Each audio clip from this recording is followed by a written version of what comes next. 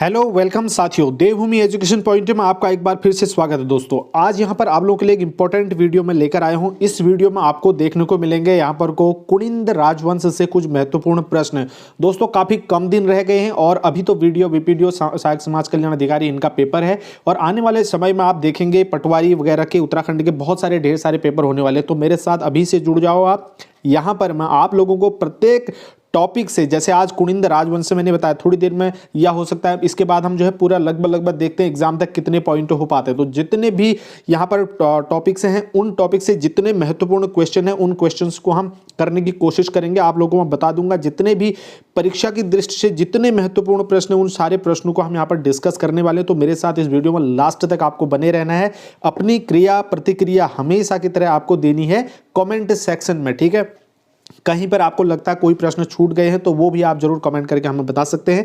और इस वीडियो में साथ लास्ट तक बने रहना है, अपनी क्रिया प्रतिक्रिया देना है। ये मैं दोबारा से बोलता हूं दोस्तों, ठीक है। चैनल सब्सक्राइब नहीं किया तो हमारे साथ जुड़ जाओ, सबसे पहले मैं बता दूं, ठीक है। चलिए फटाफट देर नहीं करते, आगे बढ़ते हैं और जितना जल्दी जितना कम समय में ज़्यादा से ज़्यादा क्वेश्चन करने की हम लोग कोशिश करेंगे, ठीक है। आज जितने भी क्वेश्चन यहाँ से इंपॉर्टेंट है ये बता रहा हूँ, नेक्स्ट वीडियो में आपको दूसरे कुशाण से बता दूंगा, फिर इसी तरीके से सारे चीज़ों से इंपॉर्टेंट क्वेश्चन हम यहाँ पर लेकर आ रहे हैं आप लोगों के लिए। ये बहुत बढ़िया सीरीज रहने वाले एग्जाम की दृष्टि से, ठीक है। चलिए शुरू करते हैं। पहला क्वेश्चन आप देख पा रहे होंगे स्क्रीन में। उत्तराखंड में शासन करने वाली प्रथम राजनीतिक शक्ति जो है किसको माना जाता है दोस्तों? कुनिंदो को माना जाता है। आपको पता होगा ये क्वेश्चन कितना इंपॉर्टेंट है, ठीक है। तो उत्तराखंड पर शासन करने वाली प्रथम राजनीतिक शक्ति किसे माना जाता है भाई? कुनिंदो को माना जाता है, ये आपको पता होना चाहिए। अगला क्वेश्चन है, किस अभिलेख से कुनिंदो का मौर्यों के अधीन होने का प्रमाण मिलता है? भाई कुनिंदो का ऐसा माना जाता है कि जो कुनिंद थे, ठीक है, ये मौर्यों के अधीन रहे थे। तो किस अभिलेख के द्वारा हमको ये प्रमाण मिलता है? तो ये अशोककालीन अभिलेख के द्वारा मिलता है, ठीक है। उसके बाद अगला क्वेश्चन है, अशोककालीन अभिलेख में इस क्षेत्र के निवासियों के लिए कौन सा शब्द प्रयुक्त किया जाता है?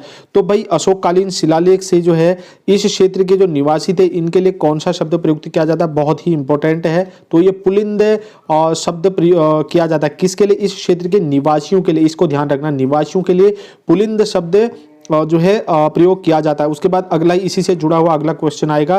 तो इस क्षेत्र के लिए तो आपने देखा इस क्षेत्र के निवासी जो थे उनके लिए पुलिंद किया जाता था, लेकिन इस क्षेत्र के लिए, ठीक है, जो ये क्षेत्र था इसके लिए अपरांत शब्द का प्रयोग किया जाता था दोस्तों, ठीक है। कई बार इन दोनों क्वेश्चन को मर्ज करके भी एक ही क्वेश्चन बना दिया जाता है। उन दोनों क्वेश्चनों का आंसर पुलिंद और अपरांत आता है, ठीक है। इस तरीके से इस क्वेश्चन को आप जो है ध्यान में रख लेना। उसके बाद अगला क्वेश्चन पूछता हूं आपसे, कुनिंद सत्ता के इतिहास का एकमात्र स्रोत क्या है? भाई जो कुनिंद सत्ता है इसके इतिहास का एकमात्र स्रोत क्या है? इनकी मुद्राएं, ठीक है। इनकी मुद्राओं पर जो उत्कीर्ण लेख हैं और इनकी मुद्राएं जहां जहां पर प्राप्त हुई इसके आधार पर पता किया जा सकता है कुनिंद सत्ता के बारे में, ठीक है। चलिए उसके बाद आगे बात करते हैं। अगला क्वेश्चन फटाफट से, कुनिंदों का अस्तित्व रामायण महाभारत तथा मार्कंडेय आदि पुराणों में किन जातियों के साथ मिलता है? तो भाई देखिए कुनिंदों का जो अस्तित्व है वो रामायण में, महाभारत और मार्कंडेय आदि पुराणों में किन जातियों के साथ मिलता है? सबसे पहले की बात तो यह है कि जो है कहाँ मिलता है, और रामायण महाभारत और मार्कंडेय में भी मिलता है। तो किन जातियों के साथ मिलता है? त्रिगत आडंबरों के साथ, ठीक है। त्रिगतों आडंबरों के साथ इनका अस्तित्व मिलता है, ठीक है। चलिए आगे बढ़ते हैं। अगला क्वेश्चन है, अमोघ कुनिंदों का सबसे शक्तिशाली राजा कौन था? भाई कुनिंदों का सबसे शक्तिशाली राजा, ये तो महत्वपूर्ण क्वेश्चन है भाई। कुनिंदों का सबसे शक्तिशाली राजा कौन था? अमोघ भूति था दोस्तों, ठीक है। ऑप्शन यहाँ पर को नहीं दिए हैं मैंने, आपको सीधे सीधे आंसर दिए हैं और वन लाइनर यहाँ पर क्वेश्चन हम, क्योंकि ज़्यादा से ज़्यादा क्वेश्चन ताकि कर पाएँ और जल्दी जल्दी सीरीज को निपटा सकें।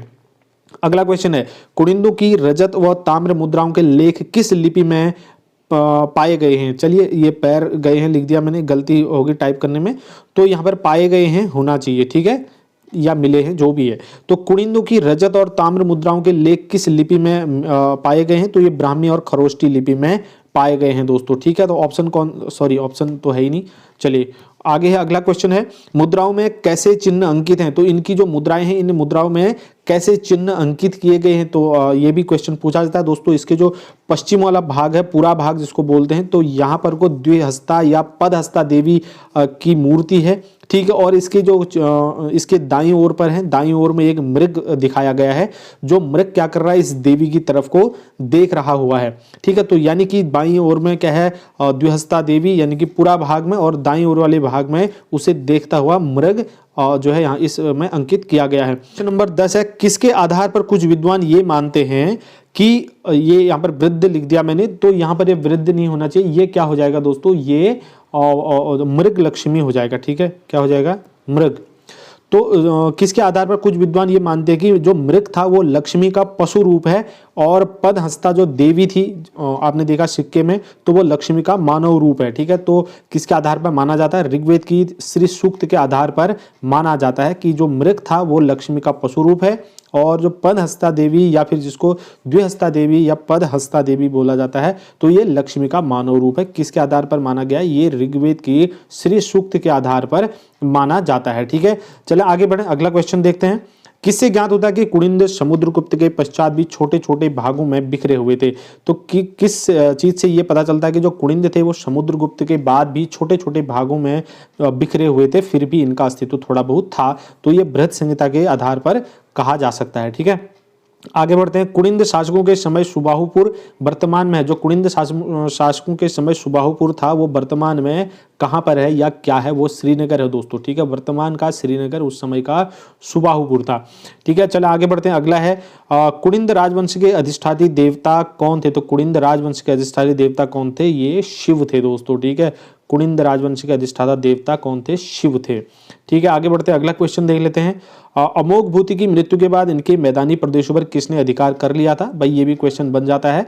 तो अमोघ भूति की जब मृत्यु हो गई थी, तो उसकी मृत्यु के बाद इसके मैदानी क्षेत्रों पर जो है शकों ने अधिकार कर लिया था। जो शक संवत आपने देखा होगा, जो कैलेंडर चला, इन्हीं के बाद वो कैलेंडर चलाया गया था। ठीक है, और इसके बाद जो है जब अमोघ बुद्ध की मृत्यु हुई तो इसमें शकों ने इस पर अधिकार कर लिया था।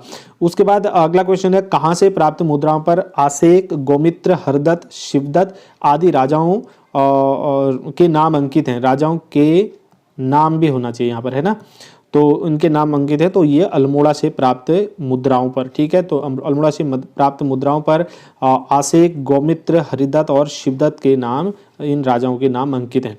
तो दोस्तों कुषाण से संबंधित ये कुछ क्वेश्चन मैंने आप लोगों से डिस्कस किए, आपको उम्मीद करता हूँ आपको अच्छे लगे होंगे, क्योंकि कुषाण ज़्यादा इसमें कुछ था नहीं पढ़ने के लिए। कुछ जो जितने भी कुछ मैंने सेलेक्टेड क्वेश्चन यहाँ पर रखे जो एग्जाम में पूछे जाते हैं। ठीक है, तो एग्जाम ओरिएंटेड क्वेश्चन थे, बस मैंने यही आप लोगों से डिस्कस किया, ज़्यादा कहानी मैंने आप लोगों को नहीं सुनाई है। और हम नेक्स्ट टॉपिक को लेकर जल्दी से आपके सामने हाजिर होंगे। इसको अच्छा रिस्पॉन्स देना और सभी लोगों तक इसको शेयर भी कर सकते हैं आप दोस्तों। ठीक है, तो शेयर कर लेना दोस्तों, सबसे पहले तो आपको लाइक वीडियो को करना जरूरी है। नेक्स्ट वीडियो मिलेंगे, तब तक के लिए ढेर सारी शुभकामनाएं। थैंक्स।